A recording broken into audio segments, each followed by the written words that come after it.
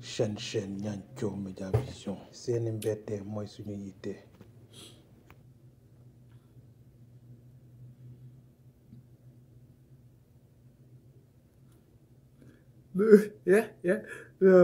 Ñang Ballo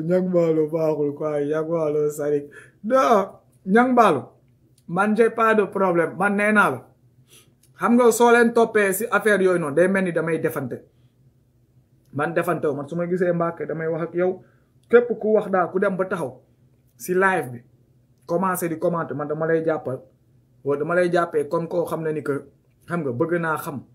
bëgg naa leelu te sallallahu alayhi wa sallam fees na si yow man loolu rek laa siy jàpp léegi parce que sant dëkkul fenn su ma naree basé wu si parce que Mbàkke la sant wala kii nangam je vais avoir de problème parce que pour de vrai à part ça ñu jël seeni tur def ko mu sant Mbàkke mais pour de vrai am na ñu sant Mbàkke yoo xam ne ni que àndunoog ñu ñii di doxal parce que xam naa si ay quelques-uns yoo xam ne ni que Mbàkke leen sant mais kenn gënu leen bëgg sallallahu alayhi wa sallam ñooñu ay kii leen quoi au moins ma la du ñuy julli du ñuy kii respecté neen alquran te xam nañ lu ñuy wax yaa ngi comprendre moo tax ma ne leen man yooyu noonu je n'ai pas ce problème te tamit su ma leen si toppee day mel ni que man lu may xeex wala lu may woote du dëgg si man dama lay déglu nga andi nga apporter looy apporter léegi nag par la suite nag suñu développé ba pare ma gis ni que nag là c'est les têtes brûlées comme lu ma ko waxee rek seeni moroom jaar nañ fi plus de centaines on te bloque wala nu avancé wala on t'ignore wala nu bàyyi laak sa xolal sa moroomu yu nekk si ligne bi nu defanteek yow ba mu saf ñun doo leen koy doxee mais comme nu koy waxee rek mooy loolu quoi ñun ñëpp far donc nag liggéey bu ñuy def dafa dëggu si ñun xam nga amuñu si xaaj ma joor de xolal discriminé wu si mais dëgg bi du nga koy wax teg ko suñ ko walee wax du nga koy wax parce que lu xew la lu fi xew ne dootuñu ko nëbb parce que lu tax suñuy doom dinañ màgg laaj ñu te suñu màggee laaj ñun tamit dañoo wala pare pour tontu leen te ñun si suñu bopp à cet âge nous avons beaucoup de trous am nañ ay affaires yoo xam ne on n'arrive même pas à se l'expliquer te suñu doom yaa ngi màgg di ñu dab si donc nag xam nga mooy loolu noonu lu ñuy wax fii nii boobu ba léegi c'est pas une guerre dafanteew noo kenn talu noo dafanteeg ñoom waaw talu noo dafanteeg benn doomu aadama mais dëgg bi la ñuy defanteel dëgg bi fu mu nekk dinañ ko loqati teg ko ku si mer nag gisi sa bopp ça veut dire que da nga am problème ak dëgg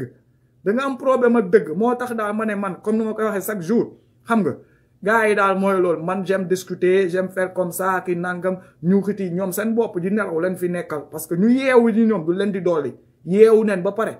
ñoom mënuñu leen yeewaat mënoo yee ñaari yoon ñu ko yeewu mais dineen dolli wante pas dolli leen kese mais du leen di dolli yéen tamit ngeen ñuy dolli parce que wax naa ko fi ba bëgg a dee nee naa leen man samay live danoo foog naa ma non man da la yéen su ngeen xamoon ni que yéen samay sëriñ di ngeen bàyyi di naan ma ay sëñ Moussa kii nangam non man yéen may yee yu bëri fii laa koy jàng sama ndar-ndari gu bëri gi yëpp looloo tax may xool commentaire ki di kii nangam parce que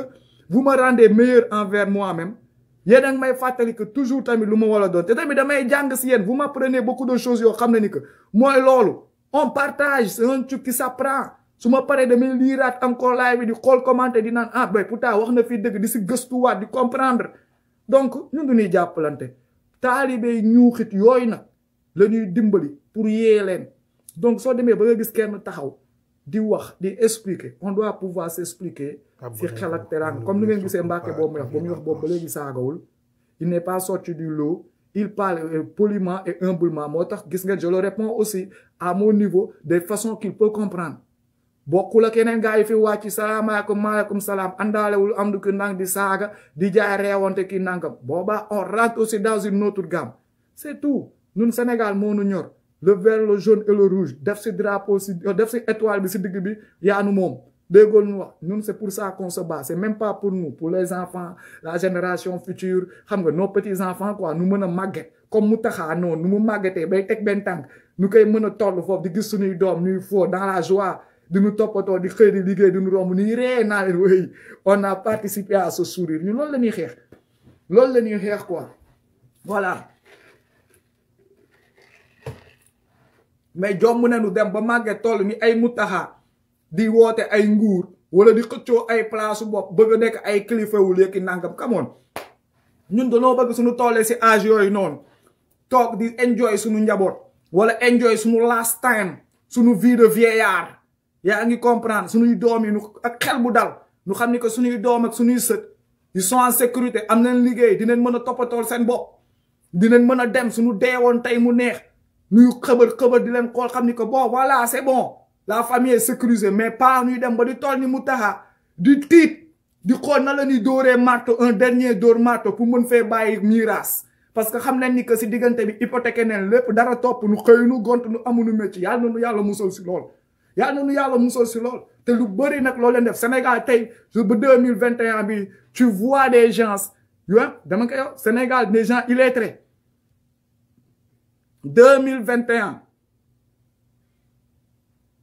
tu vois des gens illettrés en 2021 tu vois des gens qui n'ont même pas d'acte de naissance 2021 tu vois des gens qui n'ont pas de carte d'électeur ni de carte d'identité Sénégal dans un pays qui s'appelle à développer en 2021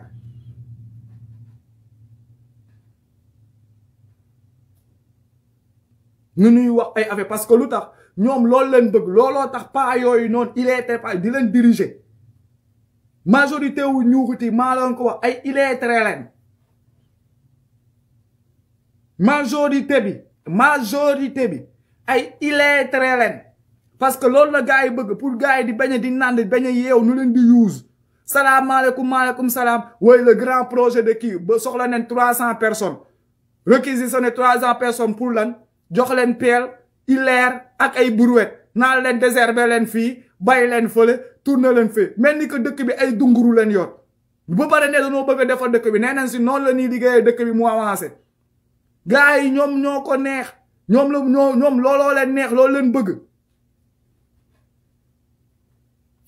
bëgg dëkk boo xam ne tey dañuy waxte dëgg on n'a qu'à regarder le Sénégal de plus près sooy xool ñu si xaw a am benn degré scolaire bii nii mooy ñu si xaw a nekk du côté de Dakar ak yenn région yi nii Dakar Thiès ba Saint-Louis xam nga Kaolack à la rigueur te nag c'est pas à majoritairement c'est une partie de ces gens qui sont instruits le reste là allez on les tient maintenant toujours sur le truc du kaw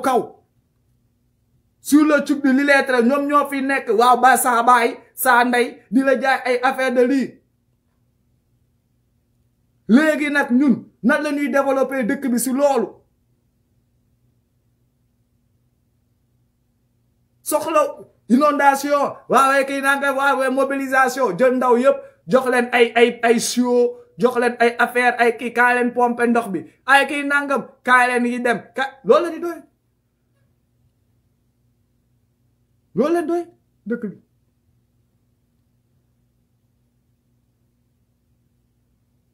loolu leen doyee nit ñu dëkk bi tëye leen rek pour nu bañ a yeew pour am ay manœuvre boo xam ne ni que bu ñuy mën a yëkkati à chaque instant ñëw nii rek prix rek yëkkati ko jeunesse su Sénégal bi yëpp ak majorité Sénégal ay manœuvre yu ñu xamul lan soo neen dina liggéeyal yàlla boobu ba léegi ñoom tamit wala yee seen bopp ñoo ngi manœuvre di liggéeyal yàlla boobu ba léegi te dara ñëwul su yàggee sax nu teg ko si fotu yàlla te fekk yàlla defu leen dara boobu ba léegi yaa ngi ne tey mel ni que su yàgg ni ne yàlla dafa soxor parce que ñoo ngi liggéeyal yàlla boobu ba léegi dara ñëwul ñoo ngi gën di sonn ñi te fekk dara yàlla nekku si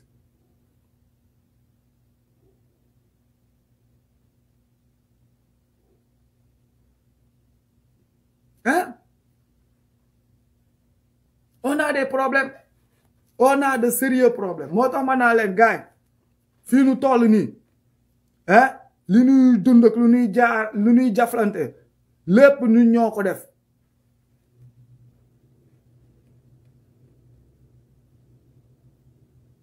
lépp ñun ñoo ko def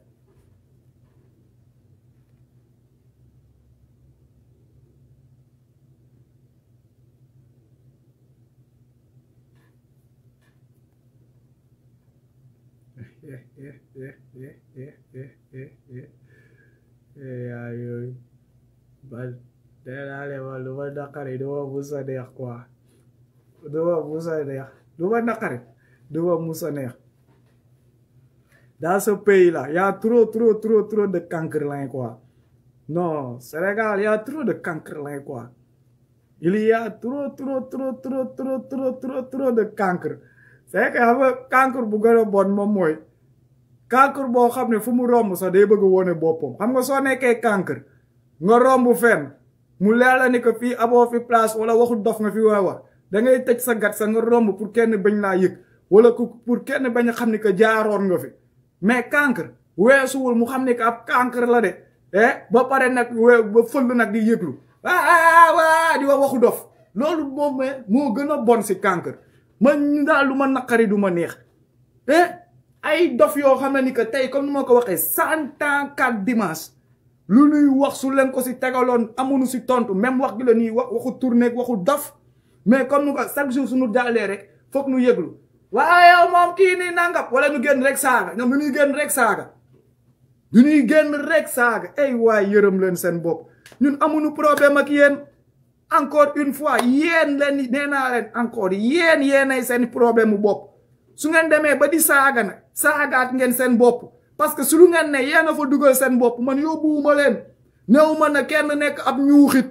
néew ma na kenn dem jaamu yàlla ñaari nopp nit kuy sonn di feebar comme tout le monde ne yónniwuma leen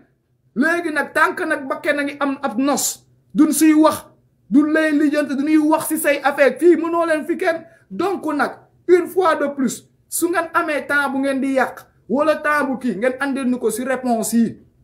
ngeen ñëw tontu nu moo gën góorgóorlu si moo gën ngeen di jéem a romb rek pour di jéem a yëglu naan cancre yaa ngi nii cancre yaa ngi nii ñoo leen laajte mais ñun laajtewuñu leen si cancre lain du leen laajte si ngeen yeewu def leen ndox seen bopp yërëm leen seen bopp te ngeen yërëm tamit dof yi nii paa yi ngeen ne da nga leen a bëgg ngeen bàyyi di jël paa yi di leen fal ay xalif parce que bëggoo leen paa yi mënunoo dox mënunoo puub yu jub ay puub yu dëng yu mel nii la ñuy puub ngeen bëgg leen jël di leen fal ay xalif naan da nga leen a bëgg su teg leen coono bi mënunoo gérer dara di yokki baakaar di teg rek bëggoo leen paa yi libérer ces vieux na ñuy jël ay xalif yu ndaw comme ça ñuy mën a xorom seen ndey tamit jaakaarloog ñoom tamit suñuy dem di gas ji wala kii ñuy ànd si gas bi su ndox amatee dootuñu ne gars yi naan leen ndox bi wala ki yeneen dañuy ànd ak gars yi tamit naan ndox bi voilà leen wax c'est trop clair mais yéen a fi nekk di dof-doflu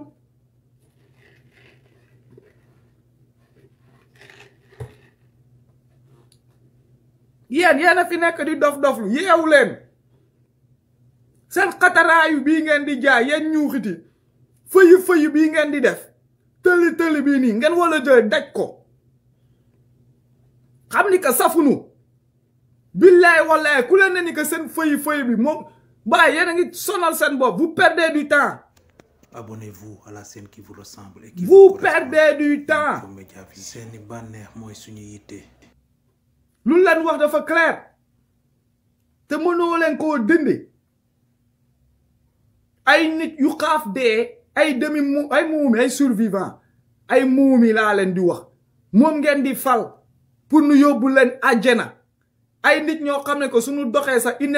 n'implore pas la marche physique mënoo see gis lu naan l'éloquence ay ñoom suñuy dox du leen di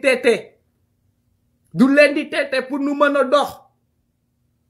ñooñu ñoo leen wala dugal àjjana mbete mën na leen ngeen ami problème lu ma leen wax dafa clair su ngeen naqaree nag ngeen dee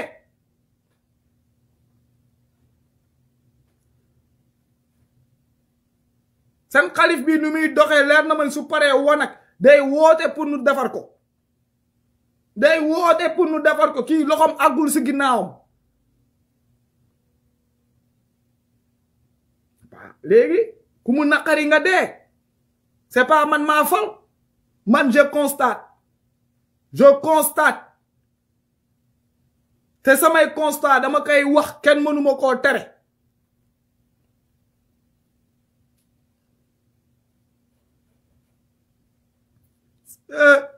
ñambaalu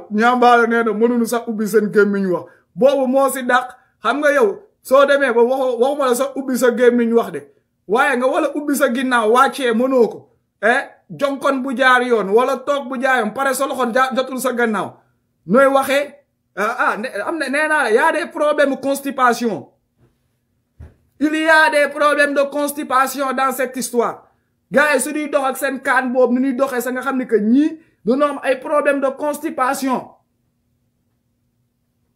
ñooñu ñoo war a tey gérer nit ñi gérer tarixa bi wax ay nit yóbbu nit ñi àjjana ñëw toog mën na leen mais what the fuck loolu nar na doy waar de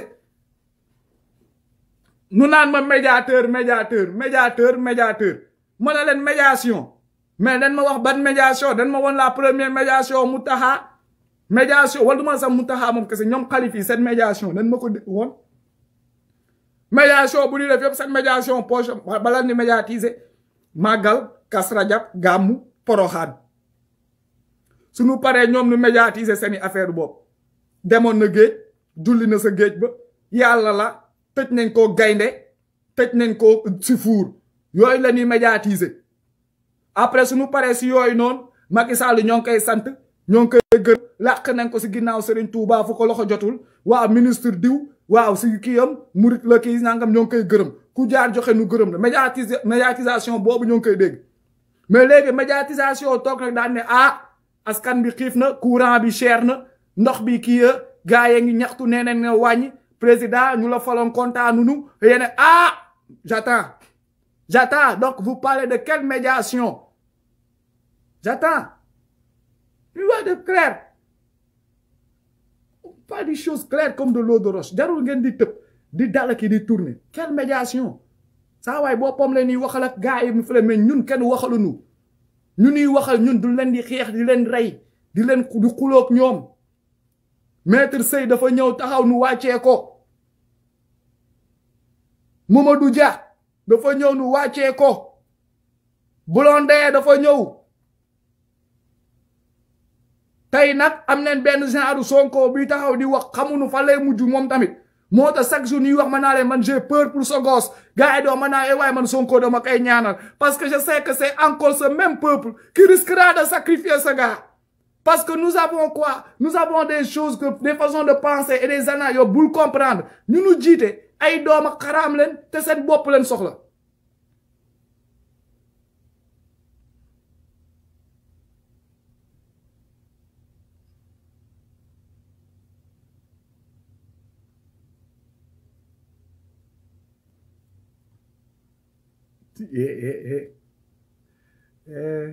ça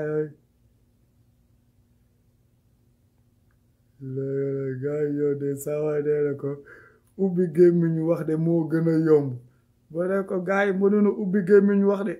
gars yi waxuma la ubbi gémmiñ wax sax mais pour nu wax duñuy ut ku leen di jottali waaw lépp nag te nag ñoo wala waxi ji fa yàlla non man loolu bizarre kilifa bi xalif bi moom mooy yóbbu gars yi fa yàlla mais moom suy wax day jottali comme moom naru noo àggal fa yàlla jottalikat bee nar a àgg fa yàlla noonu laa comprendre parce que donc bis boo yàlla moom taxawee yow mal xiyaam donc damay xalaat wax gi quoi bas day taxaw yàlla taxaw si diggante bi mu taxaa tëdd na le wala toog si canapé bi di ko dee xam nga di dee bas naan ko waaw sama taalibe waaw Fallou Galas waaw bu kabaroo waaw moom si la bokk waaw sëñ bi nee na taalibeem Fallou Galas bu kabaroo si la bokk mu xoolaat xam naa mu daan ne ada belay ñuuxit bi waaw Arona Ndiaye waaw si la bokk daan na ma xiixal moom daan na taxaw sax si Facebook bi di ma xiixal si la bokk ko defee bas taxaw tamit daan ko waaw yàlla comme ñoom la ñu demee wala bas comme waaw kun waaw Arona Ndiaye si la bokk on se pose des questions nu mu nar a demee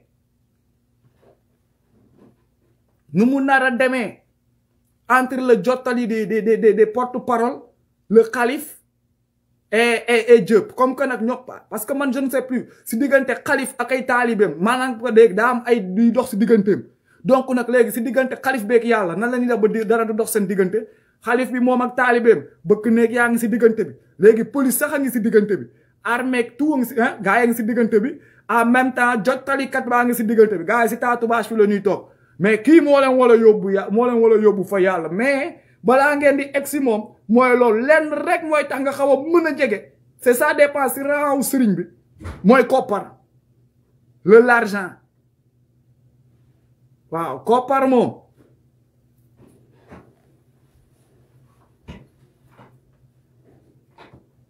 cher ok koppar moom dina tax moom nga daal di gën a nga mën a jege mais soo yorulee koppar. He said he'll come look at it sometime soon. Okay, sometime soon. Okay, but I don't know if that's today or sometime, probably sometime this week. Nianthio Media Vision.